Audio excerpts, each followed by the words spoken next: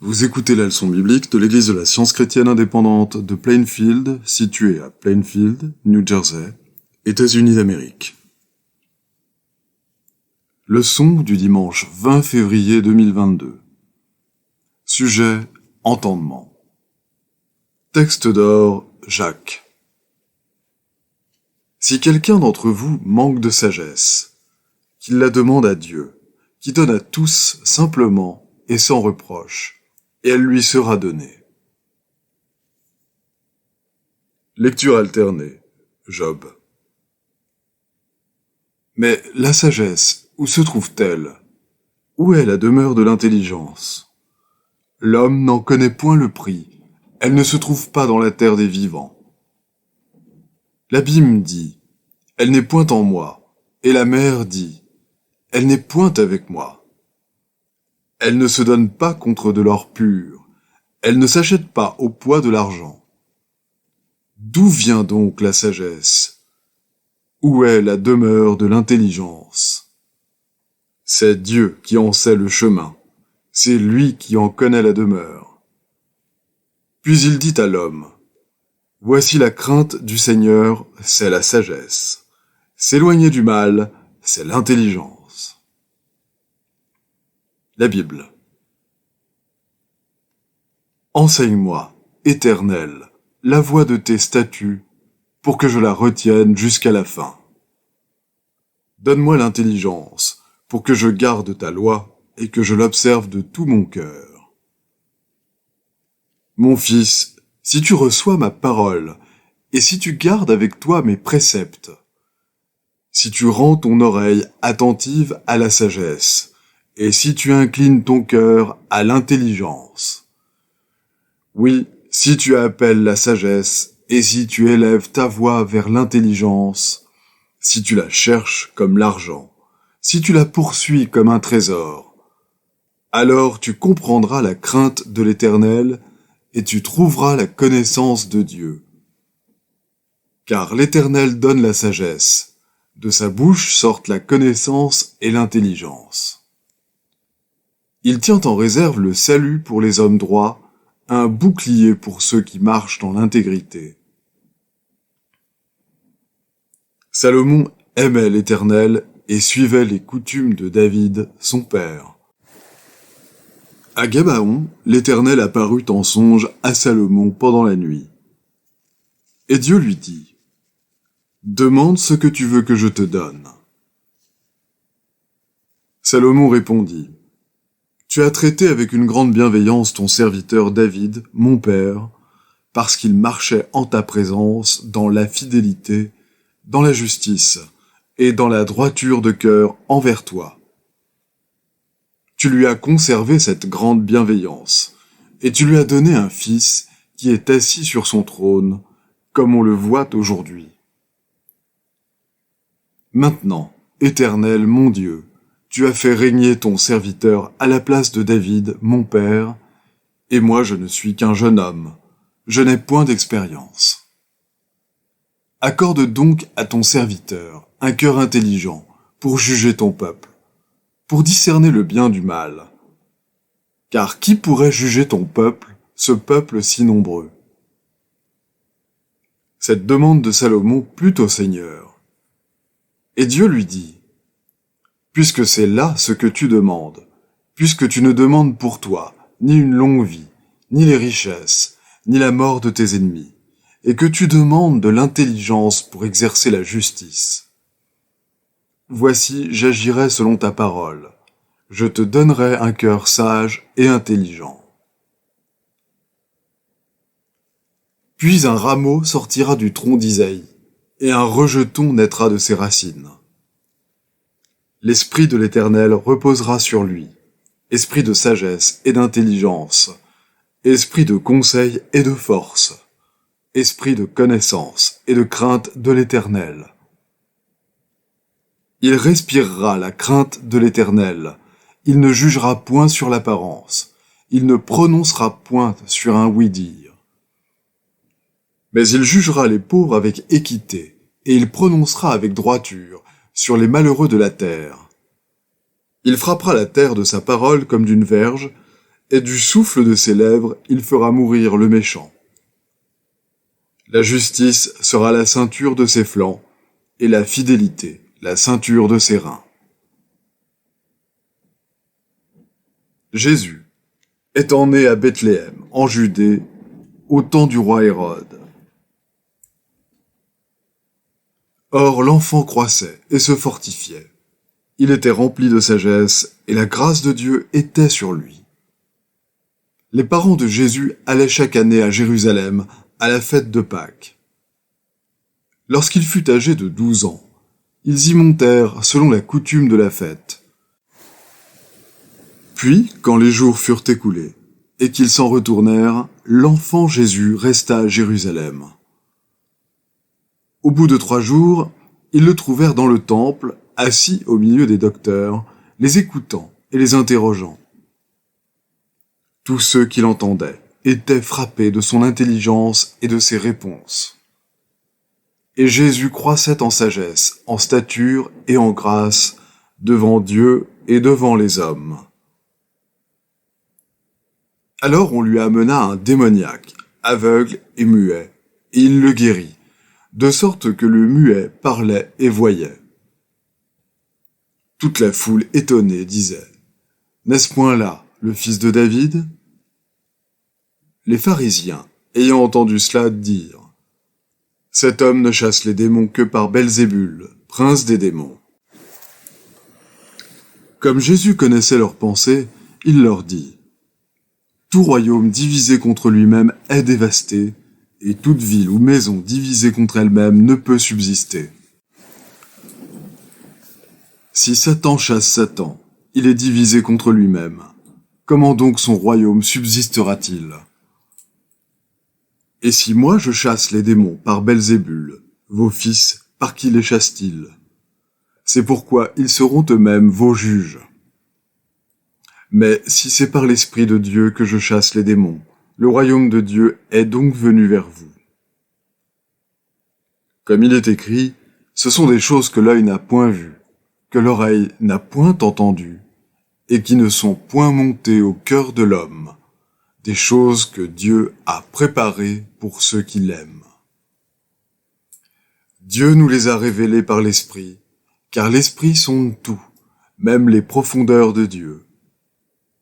Or nous n'avons pas reçu l'Esprit du monde, mais l'Esprit qui vient de Dieu, afin que nous connaissions les choses que Dieu nous a données par sa grâce. Ayez en vous les sentiments qui étaient en Jésus-Christ. Je vais maintenant lire les passages corrélatifs tirés du livre d'études de la science chrétienne, Science et Santé, avec la clé des Écritures de Mary Baker Eddy. Le point de départ de la science divine est que Dieu, l'Esprit, est tout en tout, et qu'il n'y a pas d'autre puissance, ni d'autre entendement.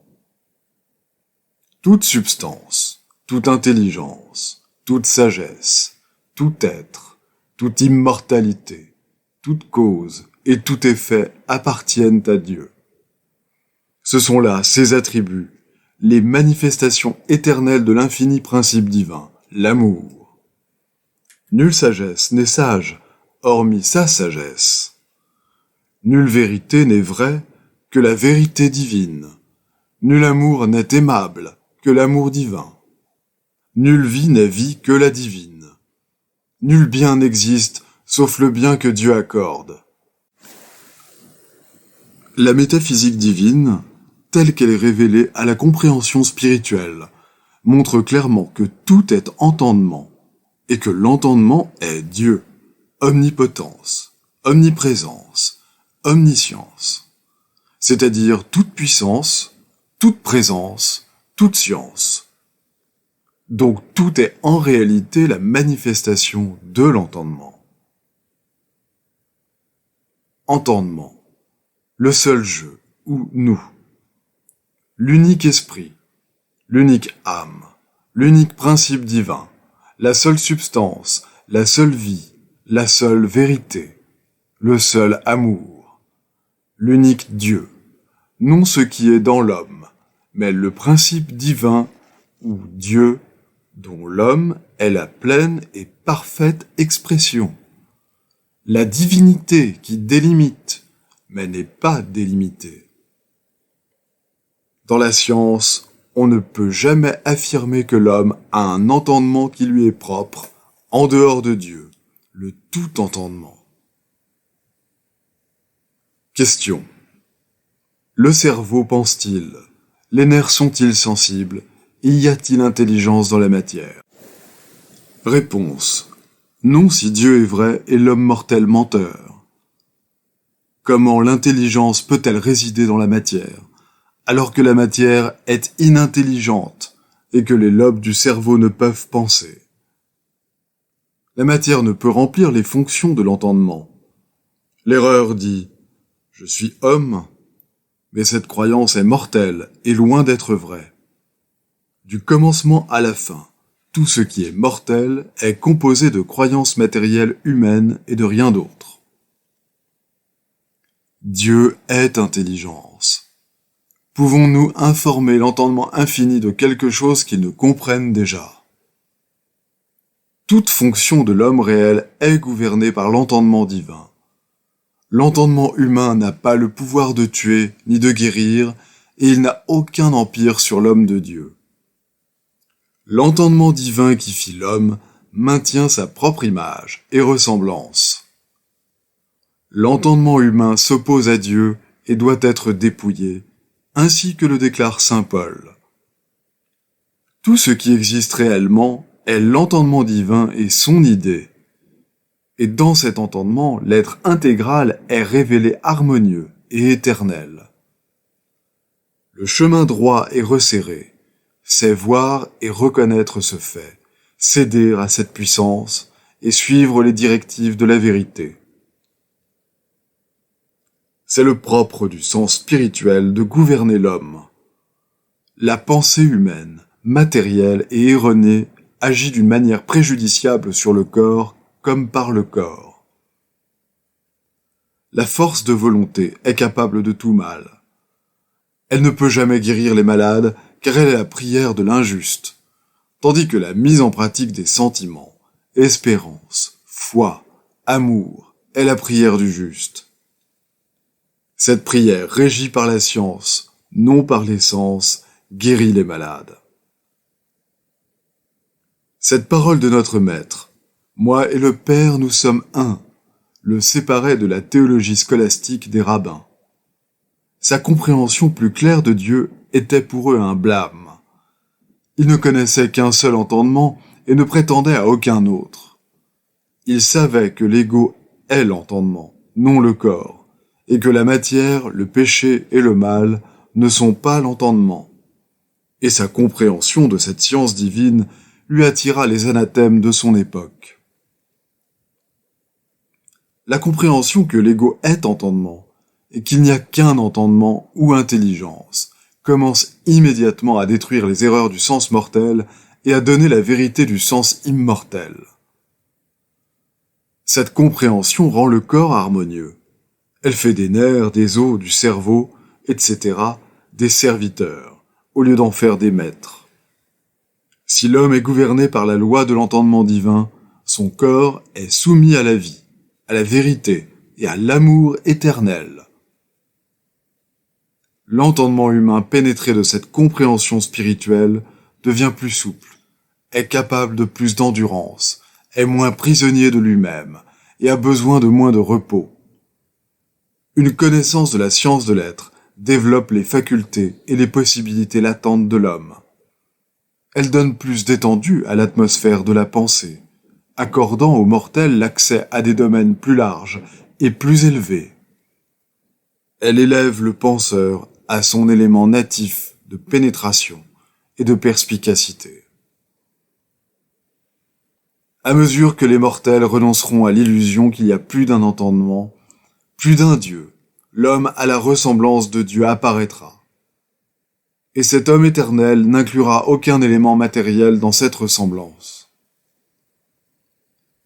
À mesure que l'on découvre qu'une base de vie matérielle et théorique est une fausse conception de l'existence, le principe spirituel et divin de l'homme commence à poindre dans la pensée humaine et la conduit là où était le petit enfant, c'est-à-dire à la naissance d'une idée nouvelle, bien qu'ancienne, au sens spirituel de l'être et de ce que renferme la vie. La pensée humaine doit se libérer de la matérialité et de la servitude qu'elle s'est elle-même imposée. Elle ne devrait plus demander à la tête, au cœur ou aux poumons. Quelle perspective de vie l'homme a-t-il? L'entendement n'est pas impuissant. L'intelligence n'est pas muette devant l'inintelligence. Lorsqu'il est gouverné par Dieu, l'entendement toujours présent qui comprend toute chose, l'homme sait que tout est possible à Dieu. Le seul chemin menant à cette vérité vivante qui guérit les malades se trouve dans la science de l'entendement divin telle qu'elle fut enseignée et démontrée par Christ Jésus. Avoir un seul Dieu, un seul entendement, développe le pouvoir qui guérit les malades et accomplit ces paroles de l'Écriture. Je suis l'Éternel qui te guérit, et j'ai trouvé une rançon. Lorsque les préceptes divins sont compris, ils révèlent la base de la fraternité dans laquelle un entendement n'est pas en conflit avec un autre, mais où tous ont un seul esprit, Dieu, une seule source intelligente, conformément au commandement de la Bible. Ayez en vous cet entendement qui était aussi en Christ Jésus. L'homme et son Créateur sont corrélatifs en science divine, et la vraie conscience n'a connaissance que des choses de Dieu. L'homme gouverné par son Créateur, n'ayant aucun autre entendement, établi sur l'affirmation de l'évangéliste que toutes choses ont été faites par elle, la parole de Dieu, et rien de ce qui a été fait n'a été fait sans elle, peut triompher du péché, de la maladie et de la mort. Les devoirs quotidiens de Mary Baker Eddy. Prière quotidienne. Il sera du devoir de tout membre de cette Église de prier chaque jour. Que ton règne vienne, que le règne de la vérité, de la vie et de l'amour divin soit établi en moi et élimine de moi tout péché. Et puisse ta parole enrichir les affections de toute l'humanité et la gouverner. Règles pour les mobiles et les actes. Ni l'animosité, ni un attachement purement personnel ne doivent déterminer les mobiles ou les actes des membres de l'Église mère. Dans la science, l'amour divin seul gouverne l'homme, et un scientiste chrétien reflète les douces aménités de l'amour en réprouvant le péché et en manifestant un véritable esprit de fraternité, de charité et de pardon. Les membres de cette Église doivent journellement veiller et prier pour être délivrés de tout mal, pour ne pas prophétiser, juger, condamner, conseiller, influencer ou être influencé d'une manière erronée. Vigilance face au devoir. Il sera du devoir de chaque membre de cette Église de se défendre journellement contre la suggestion mentale agressive et de ne pas se laisser entraîner à oublier ou à négliger son devoir envers Dieu, envers son leader et envers l'humanité. Par ses œuvres, il sera jugé et justifié ou condamné.